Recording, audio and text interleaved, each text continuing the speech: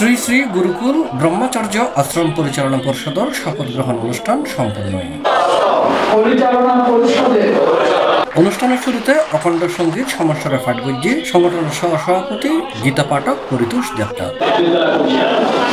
সেখানে কিন্তু আমরা বাঙালি ছিলাম, সেখানে সব বিদেশিদের সন্তানরা।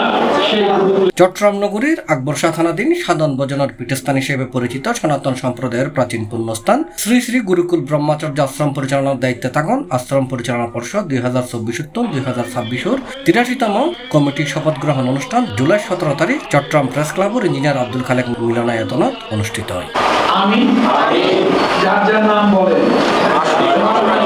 আশ্রম পরিচালনা পরিষদের গঠনতন্ত্রের বিধান মতে 2 বছর মেয়াদে গঠিত 51 সদস্য বিশিষ্ট পরিচালনা পরিষদের সদস্যলরে শপথ বাক্য পাঠ করেই বাংলাদেশ হিন্দু বৌদ্ধ খ্রিস্টান ঐক্য পরিষদের কেন্দ্রীয় কমিটির সাধারণ সম্পাদক অ্যাডভোকেট রানা দাস গুপ্ত।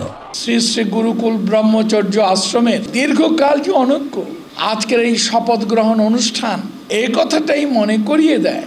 বিদ্যমান বাস্তবতাকে বিবেচনায় নিয়ে আপনারা সবাই গুরুকুল ব্রহ্মচর্য আশ্রমকে রক্ষায় এবং তার বিকাশ আজকে ঐক্যবদ্ধ হয়েছেন এবং ঐক্যবদ্ধভাবে এই শপথ গ্রহণ অনুষ্ঠানে আপনারা মিলিত হয়েছে। ব্রহ্মচর্য আশ্রমের সভাপতি শ্রী শচীন্দ্রনাথ দে, তাকে আমি আন্তরিক ধন্যবাদ ও কৃতজ্ঞতা জানাই। তার কারণ এই গুরুকুল ব্রহ্মচর্য আশ্রমের দায়িত্বে থেকে অনেকেই এই গুরুকুল ব্রহ্মচর্য আশ্রমের জমি বেআইনিভাবে হস্তান্তরের মধ্য দিয়ে কেউ কেউ অর্থ আত্মসাৎ করে দেশত্যাগ করেছে। সেই জায়গায় শ্রী শচীন্দ্রনাথ দে আমার কাছে মনে হয়েছে তিনি ব্যতিক্রমী ভূমিকা পালন করছেন। শপথ গ্রহণ অনুষ্ঠানে সভাপতিত্ব করছে আশ্রমের সেবায়ের অবসরপ্রাপ্ত শিক্ষক শ্রী কিরণময় ভট্টাচার্য। অনুষ্ঠানত আরো উপস্থিত আছেন প্রবর্তক ইস্কন মন্দিরের সাধারণ সম্পাদক শ্রীপাদ চারুচন্দ্র দাস ব্রহ্মচারী, নন্দনকানন ইস্কন মন্দিরের অধ্যক্ষ পণ্ডিত শ্রী গদাধর দাস ব্রহ্মচারী, 16 শহর লোকনাথ ব্রহ্মচারী মন্দিরের সভাপতি সাধন চন্দ্রনাথ, গুরুকুল আশ্রমের উপদেষ্টা লায়ন বিপুল বরণ লোক,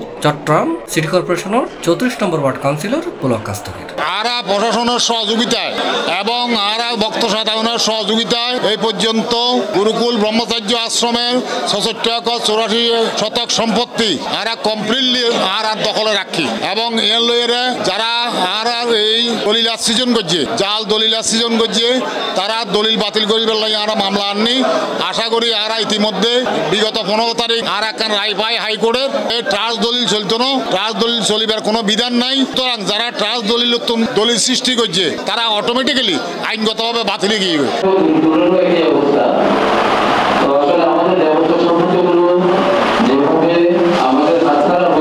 অনুষ্ঠানে শচীন্দ্রলাল দেরে সভাপতি এবং শ্রী কমল চক্রবর্তী অলকরে সাধারণ সম্পাদক করে 51 সদস্য বিশিষ্ট কমিটি গঠন করা হয়।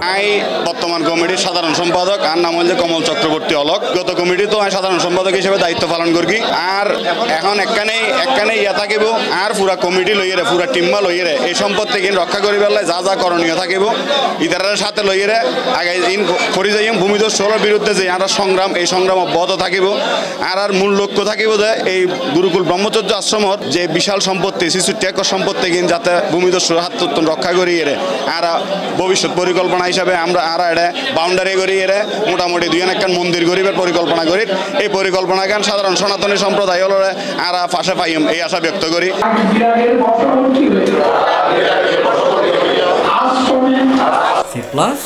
চট্টগ্রাম।